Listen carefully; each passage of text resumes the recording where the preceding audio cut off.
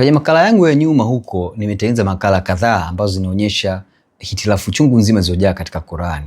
Lakini katika vitabu vya Waislamu, mbali ya Qur'ani kujaa hitilafu, hata hadithi zao zimejaa hitilafu pia, kuonyesha namna gani waandishi hawa wa hadithi na waandishi wa Qur'ani hawakuwa watu makini. Na vitabu vyote hivi vinaonyesha wazi kabisa imani ya Kiislamu imejengwa katika msingi dhoofu wa fikra za mwanadamu na si fikra za kimungu, na wala sijaongozwa na roho wa Mungu. Kwa mfano leo nitakusomea hadithi 3. Zote zinatoka katika Sahih Bukhari na zote zinaonyesha vitu tofauti tofauti ambavyo vinaonyesha kabisa hao waandishi wa hadithi ni watu tu wamejitungia hivi visa. Na hakika kwa mtazamo huu, wewe Muislamu inabidi uitafakari upya kuhusu mambo unayoyaamini, kwa sababu hadithi ndio zinajenga msingi mingi iliyopo katika Uislamu. Kwa mfano, namna gani ya kutawadha, namna gani ya kupata udhu, namna gani ya idadi ya sala, namna gani ya kufunga, na hija, na mambo mengi kama hayo. Hata sharia nyingi za Kiislamu zinatoka katika hadithi. Kwa hiyo kama tunaona hizi hadithi zenyewe hazikuaminika, maana yake ni kwamba vitu vingine vyote katika Uislamu au vingi katika Uislamu vinaanza kuwa batili. Nitasoma katika hadithi kutoka katika mkusanyo wa Sahih Bukhari, hadithi 3 hizi. Moja namba 7469, nitaisoma na 6720 na Sahih Bukhari 5242. Nitaanza na hii Sahih Bukhari 7469. Na hadithi zote 3 hizi msimulizi ni huyu Abu Huraira. Abu Huraira ndio katika mkusanyo wa Sahih Bukhari ndio msimulizi mkubwa kuliko wasimulizi wote katika mkusanyo wa Sahih Bukhari. Tunaanza na Sahih Bukhari namba 7469. Amesimulia Abu Huraira, Nabii Suleiman ambaye alikuwa na wake 60, kuna siku alisema, usiku wa leo nitawaingilia wake zangu wote ili kila mmoja ashike mimba na kuzaa watoto wa kiume mashujaa wenye kupambana kwa ajili ya Allah. Basi akala nao wote usiku huo, lakini hakuna aliyeshika mimba isipokuwa mmoja tu ambaye naye alipata mtoto mlemavu. Basi tu Mwenyezi Mungu alisema kwamba kama Suleiman angesema inshallah, basi wake zake wangeshika mimba na kumzalia watoto wa kiume mashujaa kwa ajili ya Allah. Mambo kadhaa ya kuzingatia hapa tunapoona Abu Huraira.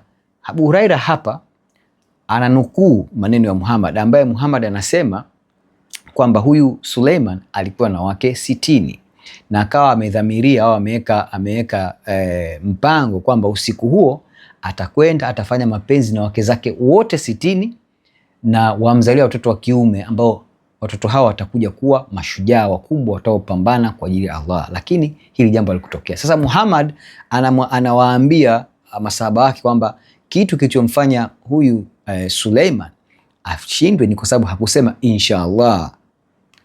Tunaenda kusoma katika hadithi ya pili ya mkusanyo huo, Sahih Bukhari, hadithi namba 6720.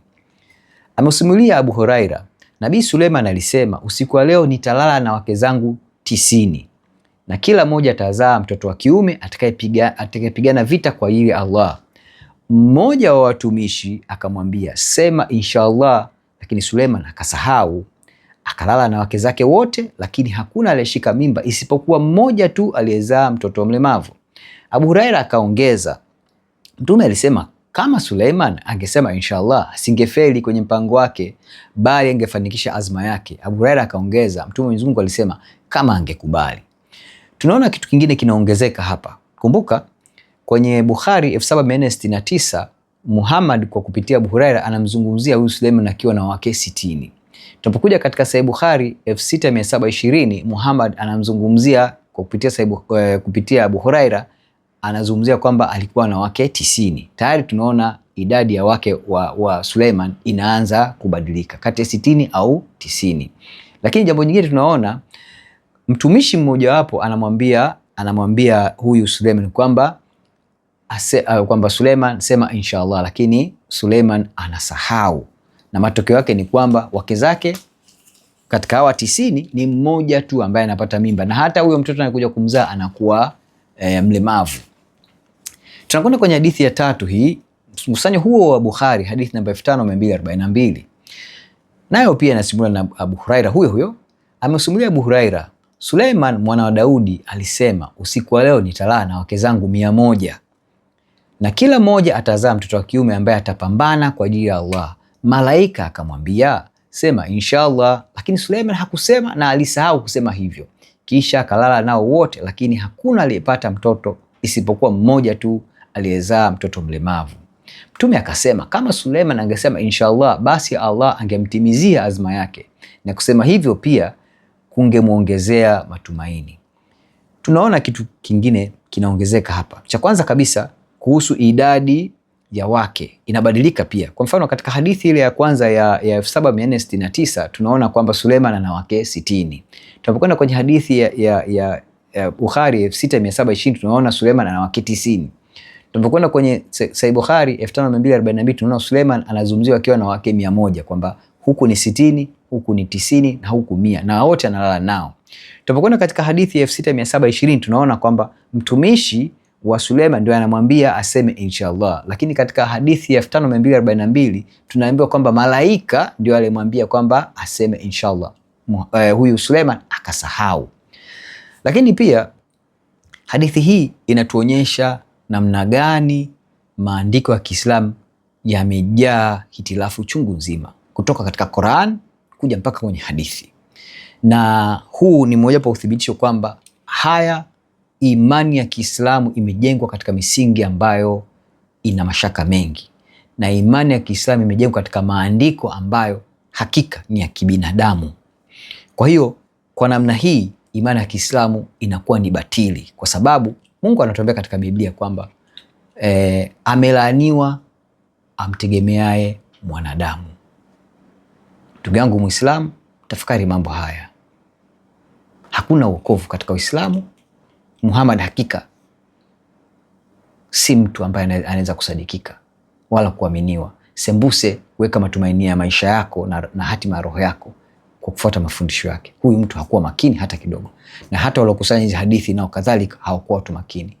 Ukija kuenda kufuatilia historia kuhusu Sahih Bukhari, mkusanyo Sahih Bukhari ni kitabu cha pili kutoka katika Qurani katika tunasema katika mamlaka katika imani ya Kiislamu, kwamba inaanza Qur'an inafata Sahih Bukhari.